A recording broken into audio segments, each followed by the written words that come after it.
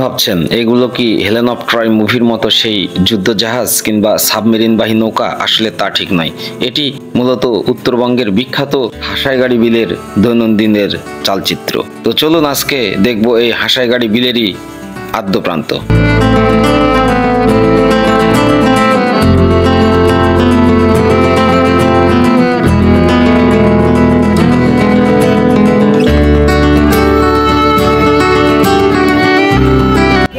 Welcome back to another new blog video with Nazmur Shakir.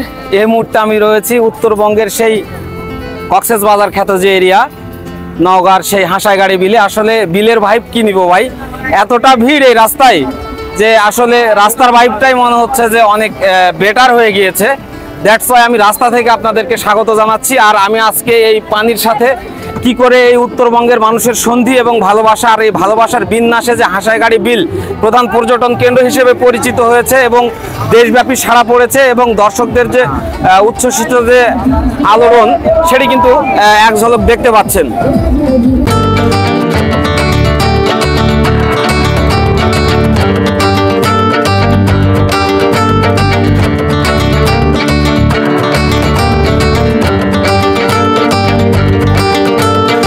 Hasaigari বিলে আসতে চাইলে দেশের যে কোনো প্রান্ত থেকে রেলযোগে প্রথমে আপনাদেরকে আসতে হবে সান্তাহার রেলওয়ে জংশন। সেখান থেকে আনুমানিক 20 কিলোমিটার দক্ষিণ পশ্চিম কর্নারে হাসাইগাড়ি বিলের অবস্থান, যার জন্য জনপ্রতি ভাড়া গোনা লাগতে পারে 50 থেকে 70 টাকার মতো।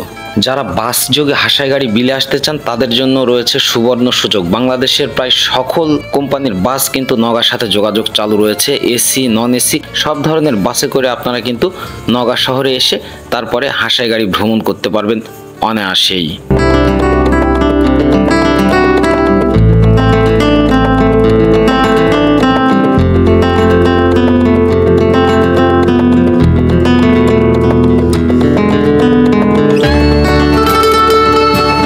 নওগাঁ সদর উপজেলার প্রত্যন্ত এলাকা হাসাইগাড়ি বিল। এর মাঝ দিয়ে বয়ে গেছে পাকা রাস্তা। এটি সদর উপজেলার হাসাইগাড়ি ও দুবলহাটি ইউনিয়নকে যুক্ত করেছে। বছরের অধিকাংশ সময়ই বিলে পানি থাকে। বর্ষা মৌসুমে জলে টইটুম্বুর। নির্মল হাওয়ার মাঝে পানির ছলাৎ ছলাৎ ঢেউ এসে পাকা রাস্তায় আশ্রে পড়ে। সূর্যাস্তের সময় পশ্চিম আকাশের লাল আভা পানিতে পড়ার দৃশ্য মনোমুগ্ধকর। সন্ধ্যায় রাস্তায় দাঁড়িয়ে থাকা সোশ্যাল ল্যাম্পপোস্টগুলো জ্বলে ওঠে। অন্ধকারে সেগুলো দেখতে মনে হবে যেন জোনাকির আলোর মতন।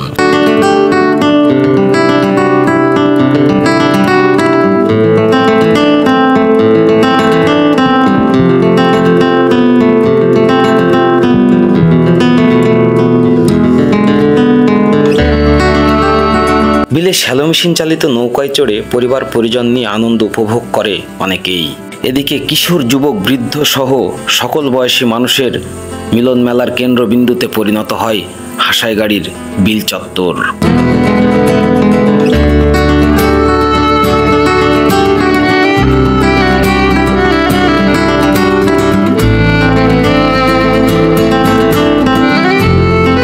প্রাকৃতিক সম্পদের এক বিশাল ধনভাণ্ডার এই হাসাইগাড়ির বিল। কি নেই এখানে?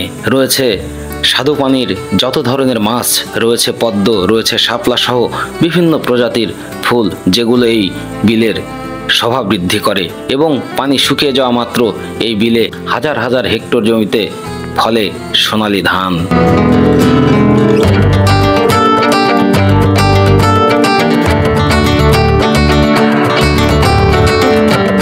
কেউ আবার মনের আনন্দে নৌকায় করে বিলের মাঝখানে ঘুরে বেড়ায় ঘন্টার পর ঘন্টা।